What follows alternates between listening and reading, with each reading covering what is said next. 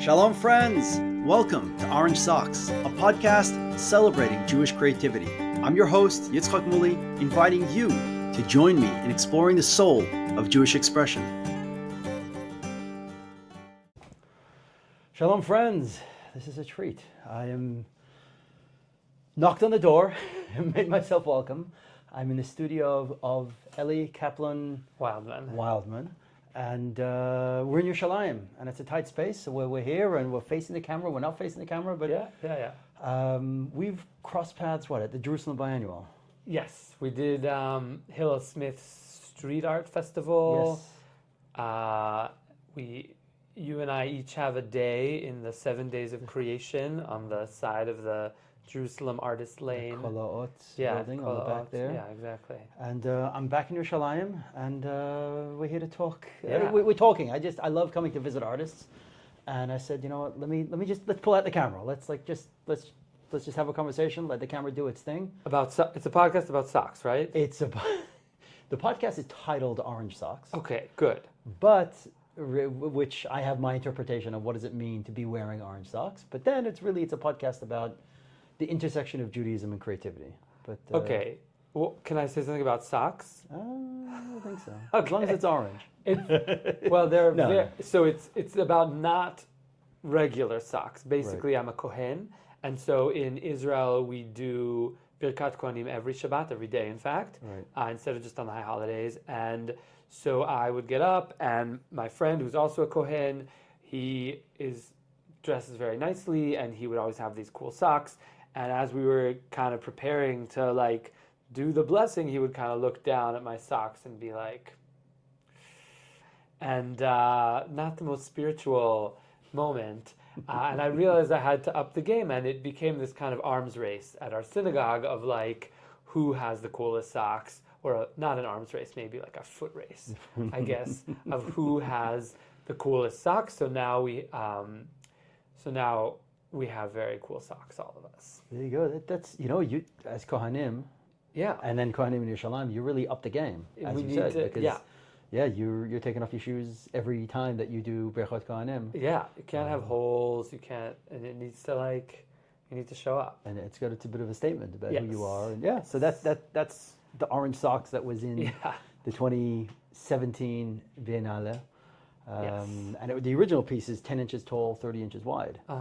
And Noah Leah Cohen asked if we could recreate it life-size. Huge. And that changed so much for me. Cool. The socks.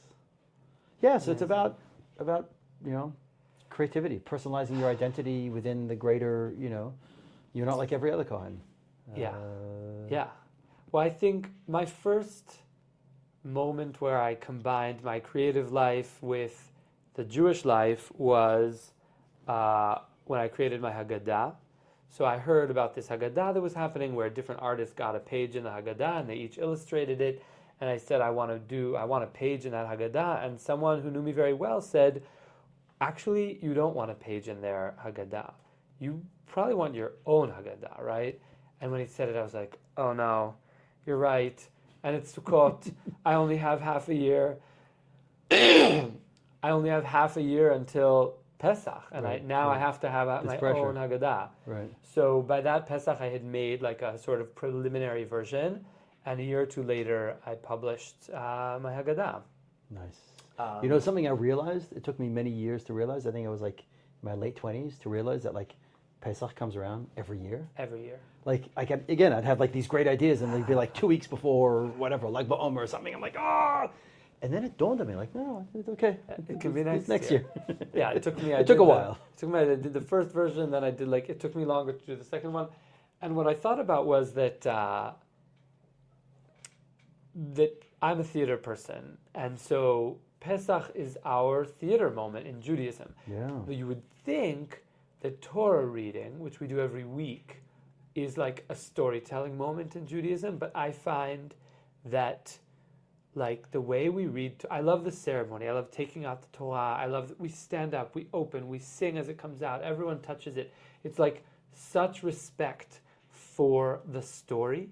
But then what we actually do, the way we read the Torah, I find very distancing, and the sort of trope we use, this chanting, makes it be devoid of any interest. I don't know. It can make the Torah reading. You really have to try in order to hear the interesting story and the exciting stuff that's in there. Right. I find some of the trumpets interesting.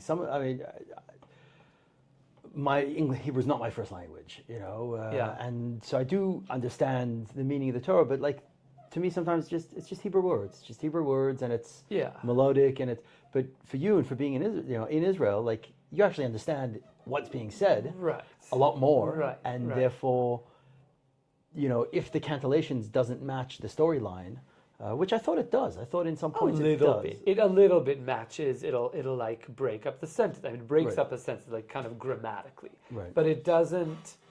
It's not something that lets you. It's not how you would in any way ever read this text. Yeah, right. If I had to read this text to people, I would never make the choice of and then we went and we did this and we did this and this and we also did this. It's there's no. It doesn't make sense to do it that way. Right. So I find Torah reading, even though I love the ceremony of it, I find that it doesn't manage to fulfill its purpose as a storytelling as an artistic moment, right? Whereas even though everything about the Torah and the ceremony and the me'il that's on it and the writing itself of the letters, all that's extremely artistic and beautiful. But as an act of storytelling, as theater, it doesn't work for me. Right.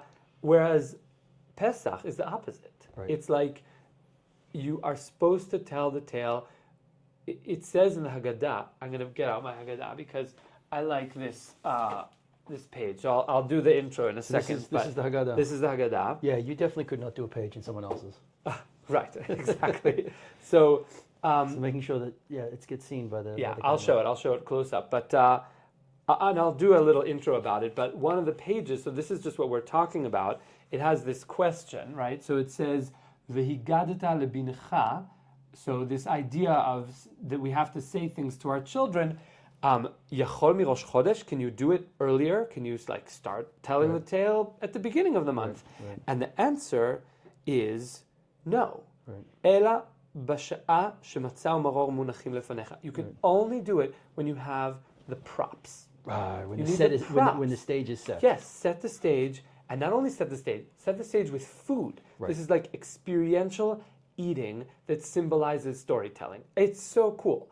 And it says it very clearly. It's no, you can't just tell the story. You have to do the story. Right. And so for me, when I sort of did my research on the Haggadah, both as a tool for storytelling and also as the history of Haggadah and what it's meant over the generations, since printed Haggadot existed, that's what was amazing to me, is that this is it's meant to be immersive and experiential, which are these contemporary buzzwords that we always use in everything we do now. Everything has to be immersive or experiential or both. But this was from a long time ago. Right. We got it. Right. We got it. We know how to create memory and how to tell our children something that they're going to latch onto with food. Right. And with experience. But then also Pesach specifically is what is the mitzvah? Matzah mara, but the mitzvah is Egad Levincha. Exactly. That's the mitzvah. The mitzvah is to tell it, not to learn it also, but to tell it as a story. Yes. To communicate it as a story. And a lot of Judaism is experiential. I mean, also Rosh Hashanah, the meal on Rosh Hashanah, and the apple dipped in honey, and it's. We do enough time with the book, alone with the book, just in yeshiva, just learning that, but you're right. You really do. You make a great case for the Seder. For theater.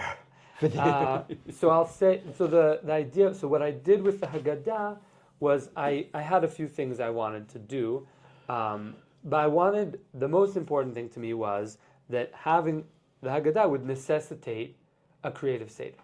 Right. So, and speaking of Judaism and creativity, I'm creative. When I do my Seder, my mind goes in different ways, and I'll do different activities with the people at my Seder. But that's just my Seder. How do I create something that if someone else has it, it necessitates them, it forces them to be creative also. And forces, or also just gives the opportunity and creates the space for them to be creative. So that's sort of the deal with the format. It's these 12 cards that you can hand out to different people at the Seder, or you can keep them for yourselves. So you can it's called the Unbound Haggadah, and subsequently I kind of just named my little company or studio or whatever I am Unbound. And so you can take off this red string. You see the first image of the first card of the Haggadah. You can see, it has this red string on it, and you can see that it's the image of a door. And that's sort of because a door is really important to all these different levels of Pesach. Obviously, we have the door we open for Eliyahu. We go indoors. The Seder is something that happens inside the house, in someone's house. And the Korban Pesach was something that happened inside someone's house. And of course, Passover is passing over the door, right? The Jewish people's doors that had a red mark on them, like this string. But the string also then reminds me of either those bracelets, the red bracelets that they hand out, but also it's like a theater curtain, right? It's the tassel of a theater curtain, opening on the greatest show of the year, right? So that's the way the Haggadah works. Each page has some sort of visual metaphor that gives the interpretations of the Haggadah presence. I'll go. So each one is there's different and crazy, but I'll just show one of them, which are let's say two. We'll do two. So this one is the four children. Yes, so I'm gonna move so that you can see it here. The four children are, and you get to see it also. So we have an artist, a soldier, a scholar, and a smartphone. And they're actually on a spinner. So the idea being that here is Chacham, but who do we see as Chacham? Like in a lot of older Haggadot, in older printed here, I'll just do a little quick. So in older Haggadot, the Rasha is always represented as a soldier. In older printed Haggadot, like the Prague, as an idea. No. Prague Haggadah in the 1700s. It's like this, bully soldier, and it's a goy soldier. Right. So that's like how the Rasha was traditionally shown. But today maybe we think of a soldier as the hero. Obviously, there are times we think of soldiers as innocent or as not asking the right questions, and the same with an artist and a Talmud scholar. Maybe the Talmud scholar needs to be asking better questions. So everyone can have their way that they do this, and this causes real discussion around the table as everyone has a chance to think how they would arrange the four children. And then you have their tools of craft. And so then there, so down at the bottom we have the paintbrush, the weapon, a book, and the charger, which some people... Well, so speaking of the charger, we have to do three. There's three really cool pages, so I'll just do them. This is the 10 plagues. Yes. So we know that a lot of Haggadot really want to make themselves look very contemporary and do the four children specifically as the contemporary four children. But the 10 plagues are always... I basically am saying this because I did some homework, are always shown as happening in Egypt. Right. Always. There's one or two kind of abstracted 10 plagues in some Haggadot, which are beautiful, but I've never seen someone answering the question of what are our 10 plagues? So here, anyone can go over them, but there's stuff about, so it's these icons that basically mean different things to us now. We have Dam is this ribbon which can be for cancer or HIV. We have Barad showing us the weather disasters that have been happening in the country or in the world. And Arbe is the poison that we put in our crops. And then Choshech is our dependence on cell phones Oh, wow. and electronics. And then Makat Bechorot is like the ease with which we can online, hurt someone. So I think that's the Haggadah basically.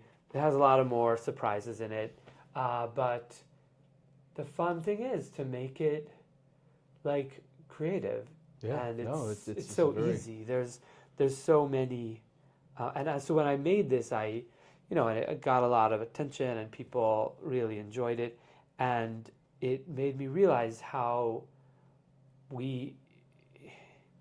what I do, which is find the creativity in these things, is so important, because I think that's how people want to experience things. It's how we're used to experiencing things today. Everything is very thought through and like designed around us, and Judaism needs to catch up, right, and also do design and art and make it interesting and beautiful and colorful. So important. Yeah, for sure. I so much. Thank you. I'm just like a nuance. Maybe it's a nuance. Maybe it's not. Like Judaism needs to. Like in a way, Judaism doesn't need to. Like there's something Kaddish v'Tohar as it is. At the same time, it behooves us to want to. Like I don't know. It's not really a semantic need versus want, but it's not that Judaism is not enough as it is, or it's how do we give people a window in to the depth and beauty of Judaism, which they may otherwise miss, but through art and design. It's not chas v'shalom, it's not lipstick on a pig. It's not that Judaism without creativity is just bereft and woe unto Judaism, let us come and save it. I definitely don't think that. I think the opposite. I think that Judaism has always been creative. Right. And that I think, and this is like an opinion, but I think that there's some sort of movement towards making Judaism not change and look at these things as like distant from us, and art can't be part of Judaism. Right. But that's not true. Yes. Singing, poetry, writing, visual design was always part of Judaism in some way.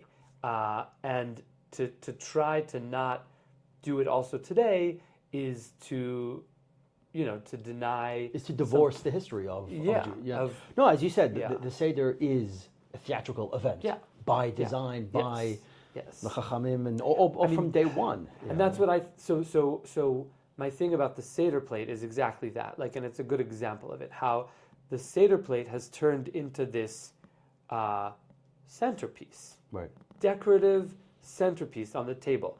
According to some traditions now, some Haggadot say that you lift it up at certain points and put it down, but that's it. You basically don't touch it. And the way, not the way I see it. First, that is just a development that's a symbol of like taking the fun out of tradition, and it's not what used to happen, because the source of a Seder plate, the reason we have a Seder plate, is because it used to be that everyone would lie on a couch because you're like a king, and so if you're lying on a couch doing the Seder, you're not near the table, and so you need your own little plate that's like a kit, so that when you have to eat the maror, when you have to lift this thing up, you have your own. Right. So it's to be used. It's part of the ceremony, and it's not a centerpiece. It's the opposite. So I think Seder plates need to go through a rethinking, and I have a whole video online about it, how we can make the whole table the Seder plate and use it as much as possible. Right. Wow, it's awesome. You really do think about these things. I do, because it's so great. I don't know. We have the Seder, but then also other traditions in Judaism. There's so much depth to them. Yeah. And I think that art brings out that depth. Like people say a picture is worth 1,000 words. That's like this sort of saying. But I would say in Judaism, a word is worth 1,000 words. Like the word Shema in Shema Yisrael means so many different things. Right. Or the idea of a Seder plate means so many different things. And so in order to sort of bring those meanings to life, you need art. Yeah. So what's your creative background? Like, how did you get into this? Your English is great. You Yes, I'm American. My parents are American. Okay, but you grew up here. I grew up here, and after the army, I went to the States. I'm a theater kid, basically, storyteller, I guess. I studied set design and directing in New York. Okay. Where? What school? NYU. Okay. Tisch. It's a good place. Yeah. So I got to work on the best theater, and design and set design, and think about space and concept. The idea of a concept. How do you take the thing that you want to say in theater? Theater, much like interpreting a seder, in theater you get a text, a play. Right. That was just written. It could have been written yesterday. It could have been written 400 years ago or 2,000 years ago, and you have to make it be like today. It's not like showing a film. Film will stay. You can think about it differently, but the film stays the way it is. Theater, you get a play, and even if you want to do a historical version, there'll be a contemporary point of view on it. So you want to interpret it and make it feel relevant. So the way theater, I didn't think of this, but the way theater works, if you're taking an old play, all there is the text. There's no set design instructions. Nothing. There's no anything. I mean, sometimes it comes with set design instructions. Sometimes it doesn't. Right. But in any case, But in its essence, you're taking words. You're taking a book.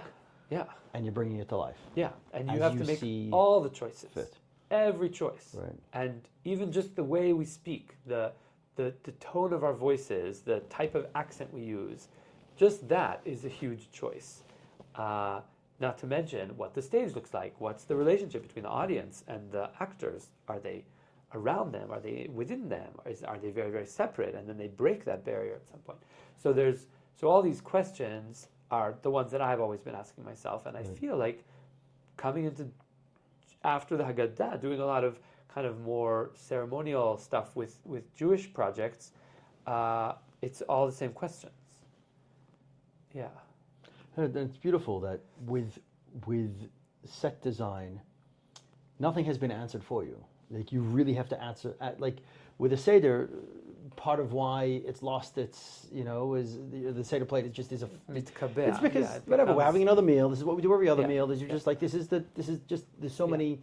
But with set design, you have to really think and rethink every element. Right. And I think if Judaism had that would give us pause. They would have to reimagine, to actually stop and think, rather than all this standardized conditioning. Exactly. That we don't even realize how much is standardized conditioning. Yeah. So what made you want to come back to Israel? After being on New York? So I think the best stages in the world. Yeah, New York is wonderful. I love being there. I love visiting there. I love going back there to do projects. But I feel like in terms of a place where I'd want to raise my family, Israel is the place. I think that even just that everyone knows Hebrew gives the level of learning and religious observance, makes it higher. I sometimes say that I want to live I happen to actually be religious, and I do make an effort to make Shabbat or holidays part of my life, but I like to think that I want to live somewhere where even if I didn't do anything, I would still feel it. Right. And in Jerusalem, you feel Shabbat. And the only place to do that is in Israel. Yeah. So I like that, I guess. And you're doing it, and you're doing it full time. You hit the jackpot. To be able to be creative in Israel, in Yerushalayim, and to pay you. But I mean, some part of me would love to be here and do this full time. I feel like what I do has more of an audience in North America, and I'd be able to both support my family, but also to be able to achieve some of these bigger projects. Is you need there. To be there where the money is. Yeah, but it's awesome that. I think I would. A lot of what I do is for a North American audience, because that's where the support comes from, and that's where, and that's who's interested in a new point of view on Judaism, So, here there's just this point of view that's like you're either religious or you're secular, but even when you're secular, the religion that you're not is Orthodox Judaism that hasn't changed. And like the idea of change is really frowned upon in, like Judaism has to be, especially for the people who don't practice it, especially for Chilonim, they're the most protective of not changing Judaism. That's so fascinating. Yeah, because for them, that's their act of religious observance in a way, which obviously frustrates me completely because I think very differently about Judaism, and I'm a gabbai in a egalitarian synagogue where there are like halachic tools to decide that women are allowed to actually do things for the congregation.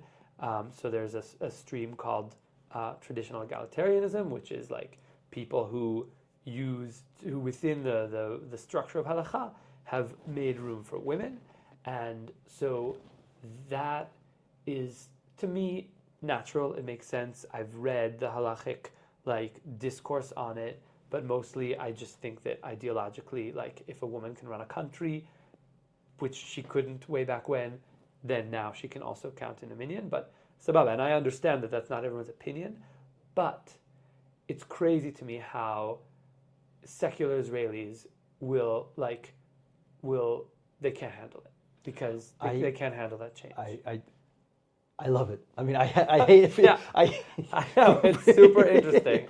It's really interesting. And I'm like, but I'm the one doing it. I'm the religious one. I'm wearing a kippah. I'm keeping Shabbat. I'm keeping kosher. So, and this is how I want to do it. And they'll say to me, no. You have to, you can't have women at the kotel praying for them. It's so. Well, there's the classic joke of the Jewish kid who gets sent to Catholic school because it's the only school in town that'll whatever, and he comes home talking about all these things, and the father, a vehement atheist, says, sits him and says, "There's one God, and we don't believe in him." Yes. And that's it. And then, but there is something very beautiful about indifference. They say what's the opposite of hate? Is indifference. And no one's indifferent here. So they're not the fact that they're not indifferent. That's their religious observance. Totally, I agree. By keeping you in check. Yes, don't go crazy. Yeah. Wow. So that's I got to process that. That there's I have newfound respect for the argument. Even maybe I don't know. I don't want to offend your side of the argument. I don't think that all shuls shouldn't have a mechitza. I think there should be shuls I with understand, a mechitza, right. But that I think we shouldn't shut down other people who are saying, well, actually, maybe we don't really need a mechitza. When a bunch of the people in your shul are gay anyway, what's the deal with mechitza? What does it mean? And are we really unable to focus on davening because there's not a mechitza? And A, and B, in mechitza shuls, is everyone really davening the whole time? Right. And I can say not. Yes. So it's to shut down the conversation and say that and this is the thing that's most true about secular Israelis, or most Jews, I would say. If there's not a mechitza, it's not a shul. Right. And davka, of all the religious laws relating to a synagogue, a mechitza is the least solid, and it's the most recent addition to the shul. I can understand counting a woman in a minyan, a woman reading Torah. I get it, but davka the mechitza, the thing that has the least strong halachic basis, that's the thing that people completely freak out about if it's not there. No, you've given me so many more layers of this conversation. It's not just binary religious, not religious, but I mean, they're almost swapping sides to some degree. Israel's very interesting in that way, and very, very different from the United States in terms of how the conversation works around religious observance. Wow. You blew my mind. And then you throw creativity in the mix. So creativity, I think there's a lot going on in Israel. There's a lot of interesting organizations and individuals who are doing very like ground up work. I feel like the stuff that I do when I get paid and supported to like create something for a community, it's very top down. It's like the rabbi of the community says, we really need a thing, or like let's bring in Ellie to do this playground or to do this event for us, etc. And that's like a top down thing. And in Israel, I think the creativity, the moments of like using art in Jewish contexts, but also just creatively thinking about religion, are all grounds up from like very small grassroots organizations without any money who are just trying to make interesting things happen. Yeah, I mean, like really, in terms of creative communities, I mean, it just seems like this is the place. Yeah, yeah. I haven't spent much, if any, time in Tel Aviv, so I don't really know that scene. But Yerushalayim, the biannual, and so on, and what I see, and just there are spaces, and there are kolot. There's a fusion. Jerusalem Biennale, the design, Jerusalem Design Week, and then you tell me. I'm sure there's a lot going on that I don't even know. There's a lot, yeah. There's a lot like in the Jewish sphere and also in the just regular sphere where everything is Jewish, like because it's in Hebrew and it's in Israel and it's in Jerusalem. So even things that are not like definitively Jewish are very Jewish, especially today, obviously with the war that sort of makes us more connect to who we are, and everything we do becomes a more direct expression of our like values and our identity. Right. Yeah. Wow. Yeah, there's a lot of nothing simple around here. Nothing is simple around here. Yeah. So I recently looked at your, I don't know, was your website or your, as I was preparing for this trip, I mean, interactive stuff, right? You're doing a lot of... Yeah, I did. I mean, especially sort of COVID and the few years after that, had a bunch of projects that came to me that were about interaction because people weren't meeting in real life, and so they needed objects or programming or videos or something that created the interaction that we would expect. So I did this is a cool thing. It's actually from before COVID. It's called the Blessing Loop. I created for PJ Library, which is an amazing organization. Yeah, that's a good gig. Good gig. And then I created some that I sell myself. So the Blessing Loop is made to be used at the moment of parents blessing their kids on Friday night, and it has this special like unfolding mechanism. So I'll do it once for the camera so we can see.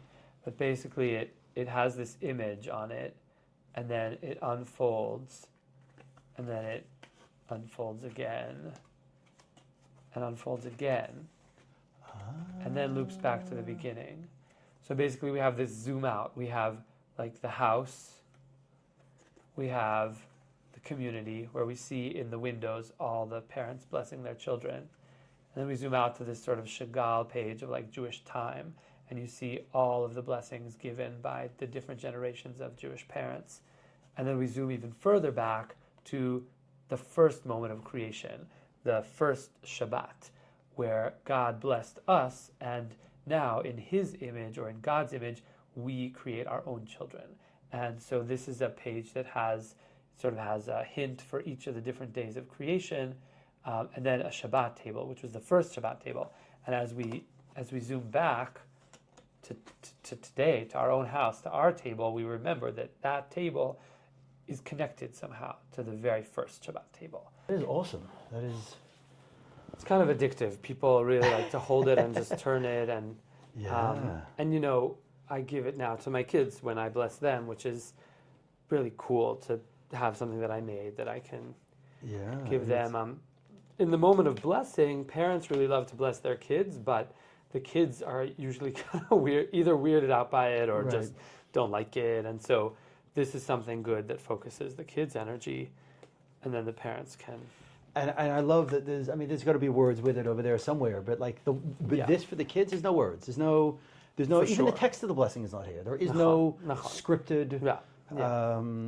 This is just the visual, and then it comes with with this card, which has on the one side the blessing themselves, and then on the other side a sort of explanation of those 4 stages and the art. Right. Brilliant. Yeah. And so, I mean, this is created for PJ Library, which is an American thing. How, I mean, was this introduced to Israeli society? And how would secular Israeli society respond to something like this? So the main thing is there aren't really frameworks within which to do that.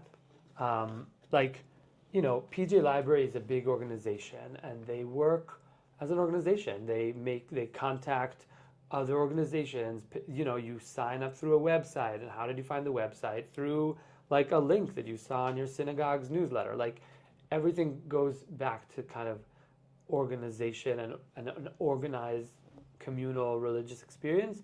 And in Israel, that just doesn't exist. Like there isn't that type of organization. PJ Library actually does exist in Israel, but they work through kids' kindergartens. So they connect to kindergartens and they give kids books through the kindergartens. But then it stops there.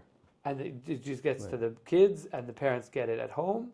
But there's no direct connection to the families. Right. Like there. So something like, and I don't really understand. I don't know enough about Israeli society and how it works. But like the Rabbanut, the rabbinical structure, like they just deal with cold, dry halacha. They wouldn't like something like this. Even if someone came to them with a grant for it, this is not Rabbanut. The Rabbanut is. I mean, I don't have anything good to say about the Rabbanut.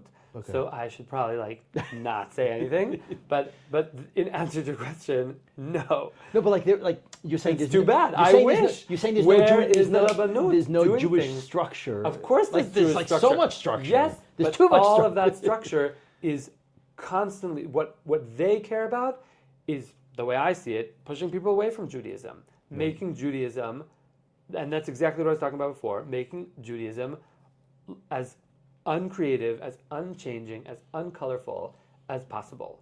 And that's the way I see the Rabbanut. Right. Maybe someone else is able to point to things that they're doing and say other things, but for the most part, they are dealing with basically dirty politics and fending for themselves, getting themselves money, and they're not. The Rabbanut is not about Judaism. I would say. Right. Maybe they're about halakha, maybe they're about divorce and marriage, but they don't bring anything inspiring to the table, unfortunately. Rabbanut, we got opportunities. Yeah. I don't know. So I'm not. It's not going to happen through the Rabbanut. It's going to happen through other organizations, more or organic grassroots kind of thing. Yeah. But. On the other side, going back to that question of how would the secular, Israelis respond to it, and you said there's not a platform for them, but I was part of M Squared, which is wonderful, what do we call it? No, experiential education, exactly. Yeah. And so I brought my Overflowing Blessings cup. And everyone had the opportunity to take a small cup of paint. There's 10 colors. Yeah. The plurality of potential, the esekochat hanefesh. Yeah. And everyone is to take a small bit of paint and to share one thing they're grateful for in life and pour it over the top of the cup. And one of the other participants is a lady from a secular Israeli, if we're going to put labels, and which I don't have enough opportunity to interact with in North America. And she said, this is so wonderful and so beautiful. And she was saying one of the beautiful parts about it is that it's not mitzvah connected. And therefore, it would be a lot more accepted in secular Israel because it's not something that the Rabbanut enforces. Yes. It's not Judaism. It's just... Yeah. Right, but it's not. But it's not something that other secular Israelis will look at and say, oh, you're becoming so religious? Why are you doing this? Right.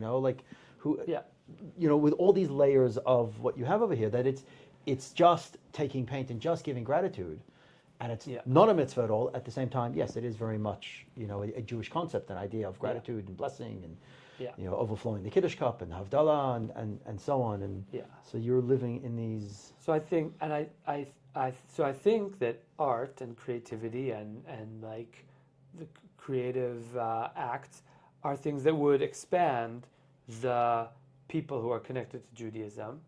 And yes, it might change Judaism a bit. Like it'll be it's different from the Judaism that we know or that we think about as Judaism. But that's like a good thing, I would say, because it doesn't make it doesn't make people not able to be religious. You can be religious, but you could also be just inspired by Judaism. And I think this is the thing that's the most sad for me, is that I find that in Israel, Judaism is not a source of inspiration for almost anyone. Right. Maybe for like very Orthodox people who kind of just keep it to themselves. But very few people, or not enough people, look at Judaism as a source of inspiration. And as opposed to in the United States, where if you see non-Orthodox communities are very vibrant and they connect people to Judaism in whatever ways they do that these people want to connect through, and it's like a rock for people, especially these days, where now people are turning to it even more. But in Israel, it's not, which I would blame, the society and various arms of the society that are in trying to protect Judaism and keep it from changing. They are making it be less accessible. Right. Yeah. But we got heavy. There's still good things happening. There's still. Well, it doesn't look like it's stopping you. It's not stopping. You. It's not stopping. It's not stopping me. You. Yeah, it's not stopping me. No, and I'm fortunate that I have like very direct connections to the United States. So I work. I created this playground for a synagogue in Texas, where there's a sort of Jewish values treasure hunt printed into the playground, and you have to like find things and do activities, and all the imagery is made out of Hebrew letters. So that's the kind of thing that in the United States they realize the importance of that, and how that kind of thing is going to make kids more connected. Right. And then I suppose it connects to like your set design, as you were saying earlier, that over there they feel the need to have to create the set. Yeah. And then what you were saying about the creative scene in Yerushalayim is that it's Jewish by default. That there's less set design going on, but yet it's functionally Jewish. Right.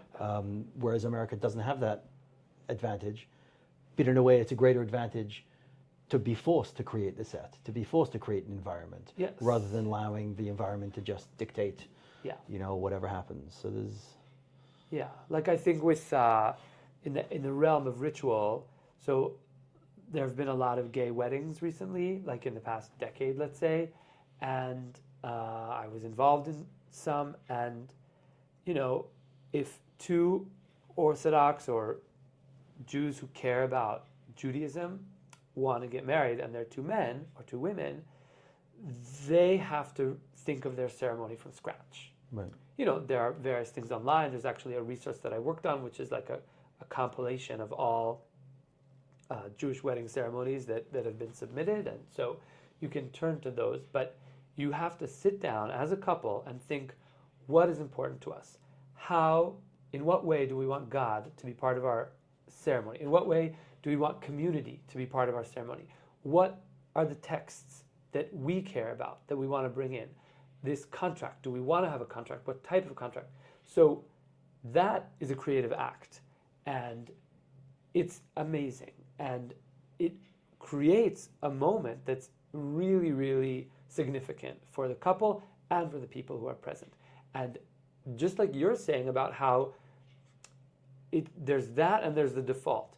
And so when we go to the default, which is what most couples who get married don't go through that process, right? A straight couple, and everyone has their opinions and lots of talk about what to do, but in the end of the day, there is this fallback. And because there's the fallback of like, this is what the ceremony is going to be, then no one is forced to put that much thought into it. Right. And that's too bad. It's also nice, and it's also the meaning of tradition, and also all the gay couples who do it are relying on that structure, but just thinking about changing it in some way that's important to them. So I think the need for creativity, sort of forcing creativity onto people, is a good thing in some ways, because it makes you have to care and have to think about it. Right. And going through the motions is important, because that's what keeps the sort of longevity, and it's like sort of the backbone. And tefillah, you daven 3 times a day, even if you're not feeling it, no one's asking you. Like, you just say mincha, say it quickly. And I agree with that. I think that's important. Like, I've davened plenty of times when I just went through it, and I was really trying to not think about like this email I had just gotten, but you still do it, and that's great. But it's really important to also realize how significant it is to like be creative. Yeah. It's very powerful. It's a very powerful way of presenting that. It like with little children and preschool and process versus product.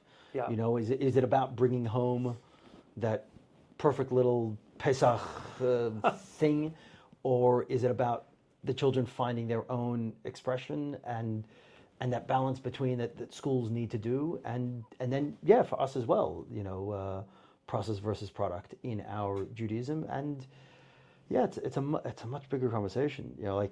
I'm fully committed to halacha. You, Sandro, are also fully committed to halacha. At the same time, there's a spectrum, and not what comes first, but process versus product. And is there already a predestined destination that we have to get to? And the question is, you can have all your creativity along the way as long as you get to that destination, versus just being open about where it ends up, and having your values lined up, and then wherever it goes, it goes. And I think more than people want to admit, that's also true of all levels of halachic Judaism. So people are making decisions about halacha all the time. Right. They won't admit it. They'll say, no, I'm just doing what I'm supposed to do. Right. But there's so many varieties within that. Right. If you look at Yemenite, if you look at Chabad, if you look at like all the different Chassidut, and then you look at like modern Orthodox, and you look at like the Chardali thing, there's like so many different things that they like would never do and they would always do, and like there's so many differences between them that the difference between someone who's like not fully committed to halacha but is super consistent and like finds a lot of I think the spectrum. There is maybe a line there about like who is halachic and who isn't, but I mean, and I think that the egalitarian Judaism is a good example, because it's like, okay, we've used the existing tools of halachic discourse to see that, and I'm not an expert, but people who have worked on this who are, and they're like, okay, if you go this route and look at these answers, which are all just as valid as these ones, a woman, it's only about a woman who is actually raising children and the husband isn't able, like there's all the same things can be said for this set of laws. So I think that it's like generous to sort of look at it as a spectrum, like you're saying. Yeah. Well, at the end of the day, it says in Torah, Shivan Panim Torah. There are 70 phases of Torah. So, and the idea of Avraham, Yitzchok, and Yaakov are our fathers, but the Shvatim are each one. They're 12 different ways of serving God. So that Reuven is not Shimon, is not Levi, is not Yehuda. That there is room for within Torah itself for all this, and 100%. The classic is Sfarad and Ashkenaz and so on. So that. Yeah, there is, it's a spectrum, and yeah, our job is through creativity is to make it more real, to make it more meaningful in whatever form that it is. And you know, I was showing you a little video of some of the Chanukiot, the menorahs that I'm making, and your comment was, "Oh, it's great, they're all on a straight line," and it's like, yeah, you know, it's possible, damn straight, you know, like it's that's a rule that I'm going to only make a straight, you know, a kosher menorah. Yeah. But within the box of kosher menorah, there's so much. Exactly. Why not? Yeah, exactly. Why not make it like super angled and different, but then also keep. I was at a retreat, an LGBT retreat, and they did Kabbalat Shabbat one year, and they like didn't do all of Kabbalat Shabbat. And it was beautiful, and we sung, and they said things, and I said to the organizer, I was like, but why don't you do all of Kabbalat Shabbat? Then it can so easily be both. It can also be, you can also bring in the people for whom this is their first time doing Kabbalat Shabbat, and you're explaining and you're doing stuff, but also I want that. But I also want to be able to like say all of Kabbalat Shabbat. Don't exclude me because of my especially because it's so easy. Right. And so then the next year, so he was like, okay, well, you just volunteered to do it next year. And so I did. And I did it with both. And there was 2 of the Mizmorim that I skipped as a leader. And I said, we're not going to say these out loud, but this is the moment for those who want to say them. Right. And it's about the trees. It's about it's about the mountains. And so it's so easy to sort of be inclusive and let there be creativity and Judaism and halakha and all that. Fascinating. Yeah. Fascinating. Wow. Thank you. Thank you so much. Of Of course. You blew my mind. I got a lot to think about tonight. Wonderful. So the way we finish these podcasts is, we got a question. Yes. Is what's your advice for young creatives for them to find their orange socks? Okay. Withstanding of everything that we've just spoken about. I mean, my main advice is that they're probably already wearing them. And they just need to like discover them. It's not about finding them or buying them or something. Your orange socks are what you already have on. And you just have to accept them and love them, wash them in the washing machine so that they sparkle and shine. And you have to find your own, and like for me it was theater and storytelling, and like from that I went to amazing, crazy different things. But it's what's in you already. That's what you need to bring out. If you're an artist, we as artists, we have something inside us, and it's our job to bring it out to the world in whatever way, whether it's a very commercial, whether it's very niche, whether it's just something I do on the side, whether it's my main gig. And we just have to find a way to bring that out. But whatever it is, it's already inside you. Amazing. Awesome. Ellie? Yeah. Toda. היום נעשה משהו בלתי נשכח